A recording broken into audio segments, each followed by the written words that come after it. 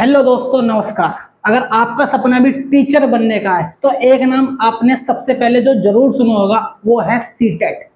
CTET होता क्या है? सीटेट का पेपर कैसा आता है? सीटेट पास करने के लिए कितने नंबर चाहिए होते हैं? सीटेट क्लियर करने के बाद क्या होता है? आज हम बात करेंगे इन सब के बारे में, तो वीडियो के एंड तक जरूर देखना, क्योंकि आज की वीडियो में मैं आपको सीटेट के बारे में ए टू जेड सारी जानकारी आसान भाषा में आपको बताने वाला हूं। तो आज हम शुरू करते हैं इस वीडियो को। पहला सवाल कि सीटेट कौन दे सकता है? सीटेट कौन दे, अगर आपको टीचर बनना है सीटेट कौन दे सकता है? तो आपने डीएलएड की हो, डीएलएड, इसको हम बोलते हैं बीटीसी। क्या बोलते हैं? बीटीसी। या तो आपने डीएलएड की हो, ये होता है प्राइमरी टीचर के लिए। प्राइमरी टीचर के लिए, प्राइमरी बोले तो फर्स्ट टू फिफ्थ तक के लिए, तो हम बोलते हैं डीएलएड। या तो आपने डीएलएड की हो, डीएलएड को ही बोलते हैं बीटीसी सेकंड, या फिर आपने बीएलएड की हो। सेकंड का होता है आपके पास बीएलएड, या तो आपने बीएलएड की हो, बीएलएड, इसको भी हम बीटीसी ही बोलते हैं। और ये भी प्राइमरी के लिए ही होता है, यानी कि फर्स्ट टू फिफ्थ के लिए। आप इसको कैसे कर सकते हैं? आप इसको ट्वेल्थ के बाद कर सकते हैं, ट्वेल्थ के तुरंत बाद। आपको क्या होता है, इसमें आपको डिप्लोमा मिलता है। डीएलएड इसमें क्या होता है, आपको इसमें बीए भी हो जाती है और बीएड भी हो जाती है, और ये होता है 4 साल का। सेकंड चीज आपको क्या होती है, या तो आपने बीए कर रखी हो, आपने बीए कर रखी हो, या कोई भी अदर कोर्स कर रखा हो, लेकिन आपने बीएड जरूर कर रखी हो। बीएड ये किसके लिए होता है? ये होता है 6 to 8 क्लास के लिए, और इसी में आता है हमारे पास 9th और 10th क्लास, जिसको हम बोलते हैं टीजीटी। टीजीटी टीजीटी होता है जो 9th और 10th को पढ़ाता है। अगर आपने बीए कर रखी है और आपने बीए के बाद बीएड कर रखी है तो आप सीटेट का पेपर दे सकते हैं। दूसरी बात, अगर आपने बीएड में सिर्फ एडमिशन लिया है और आपको जाते हुए आपको एक ही दिन हुआ है, तो भी आप बीएड में एडमिशन लेने के बाद सीटेट का पेपर दे सकते हैं। सीटेट साल में 2 बार आता है। सीटेट की एक खासियत क्या है? ये साल में 2 बार आता है, लेकिन अगर आपने आपने एक बार सीटेट पास कर लिया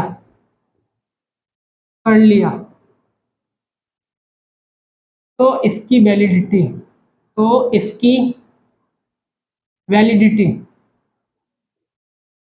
वैलिडिटी लाइफ टाइम होती है। लाइफ टाइम लाइफ टाइम होती है।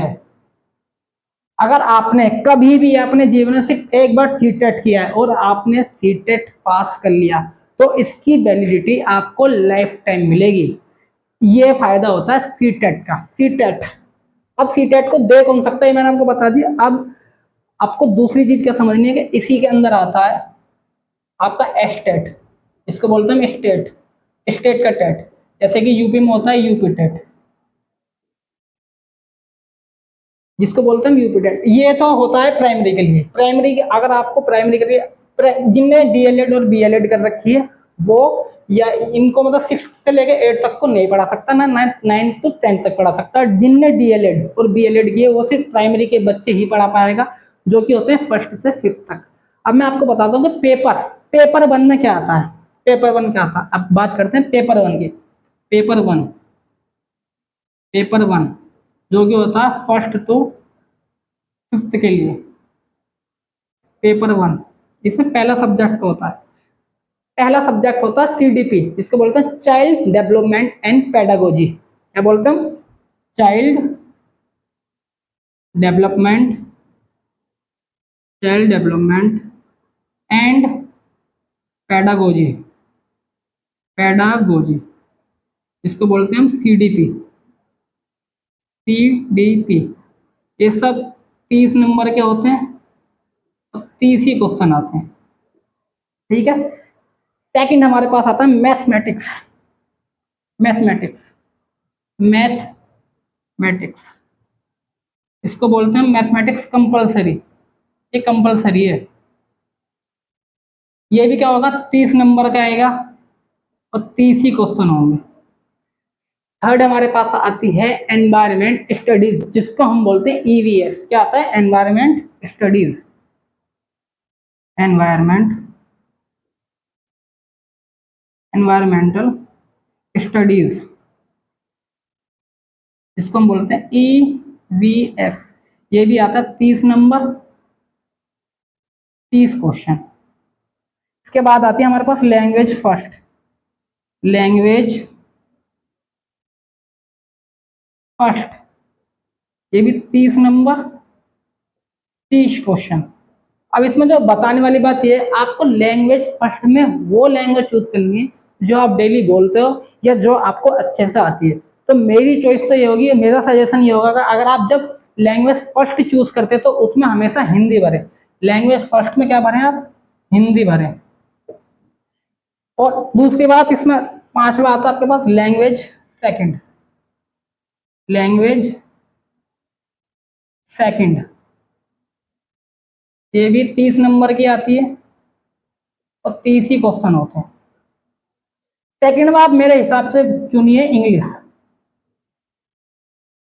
आप इसमें उर्दू भी चुन सकते हैं, संस्कृत भी चुन सकते हैं, और जब आप फॉर्म भरते हैं तो वहाँ पे बहुत सारी लैंग्वेज आपके सामने आती हैं। अगर आपको कोई दूसरी लैंग्वेज आती है तो आप लैंग्वेज सेकंड में वो भी चूज कर सकते हैं, लेकिन अगर आप यूपी साइड के हैं तो आप लैंग्वेज फर्स्ट में हिंदी ही चुने। अब बात करते हैं पेपर सेकंड की। ये था प्राइमरी के लिए, प्राइमरी प्राइमरी के लिए। अब बात करते हैं पेपर सेकंड की, पेपर सेकंड की। पेपर सेकंड जो होता है 6 to 8, या फिर कह लीजिए आप टीजीटी, जो होता है 9th और 10th के लिए। इसमें भी सेम, इसमें क्या होता है, तो पेपर 1 है, ये 150 क्वेश्चन हो गए, 150 मार्क्स के, हर क्वेश्चन 1 नंबर का होता है। दूसरी बात, सी टेट में नेगेटिव मार्किंग नहीं होती, तो आपके लिए ये भी प्लस पॉइंट है।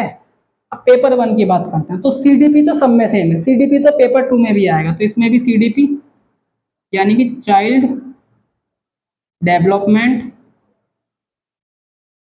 And pedagogy, and pedagogy,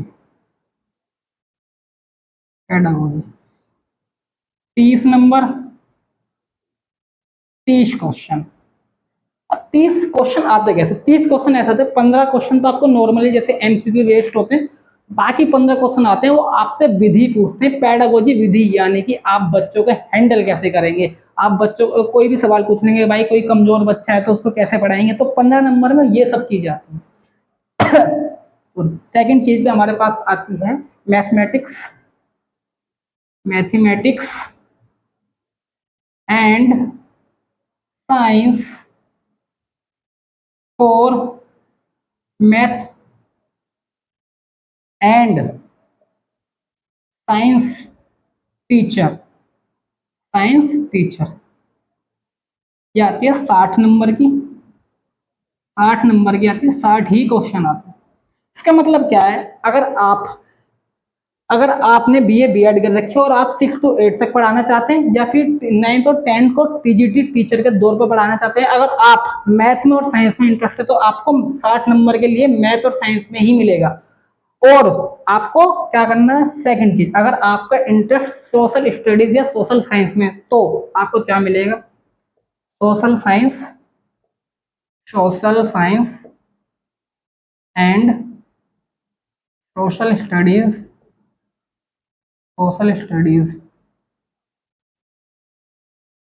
for social science, social science and social study, social study teacher, ये भी 60 क्वेश्चन आएंगे, 60 क्वेश्चन 60 नंबर। तो भाई अगर आपको मैथ या साइंस का टीचर बनना है तो आपको ये वाला पोर्शन चूज करना पड़ेगा। अगर आपको सोशल साइंस या सोशल स्टडीज का टीचर बनना है तो आपको ये वाला पोर्शन चूज करना पड़ेगा। अगर जो सा भी आपको टीचर बनना है उसमें से एक पोर्शन चूज करना पड़ेगा। फिर फोर्थ पे क्या आता है हमारे पास, लैंग्वेज फर्स्ट। लैंग्वेज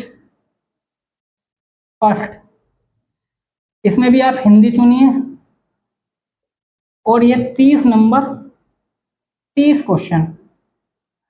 फिफ्थ पे क्या आता है हमारे पास, लैंग्वेज सेकंड। लैंग्वेज सेकंड, इसमें आप इंग्लिश चुनिए, ये भी 30 नंबर 30 क्वेश्चन। ये था पेपर का सिलेबस कि भाई पेपर में क्या आता है। दूसरी बात, इसमें सबसे बड़ी बात, पेपर 2.5 घंटे का पेपर होगा, 150 क्वेश्चन आएंगे, नेगेटिव मार्किंग नहीं है, पेपर का मोड ऑफलाइन होगा, पेपर ऑफलाइन होगा, और ये साल में 2 बार आते हैं। एक बार आता है ये जुलाई में, एक बार आता है दिसंबर में। जो जुलाई में आता है उसके फॉर्म अप्रैल में आते हैं, जो दिसंबर में आता है उसके फॉर्म सितंबर में आते हैं। सबसे जल्दी प्रोसेस होता है, दिसंबर में पेपर होगा, जनवरी में रिजल्ट आ जाएगा। दूसरी बात, अब सीटेट,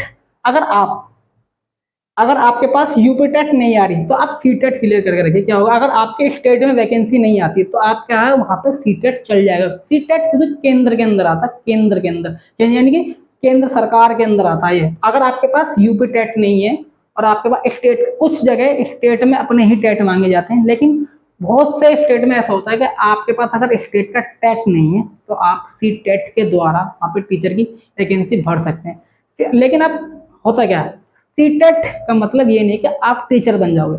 सी टेट पास करने के बाद आप टीचर रिक्वायरमेंट के लिए एलिजिबल हो जाते हो।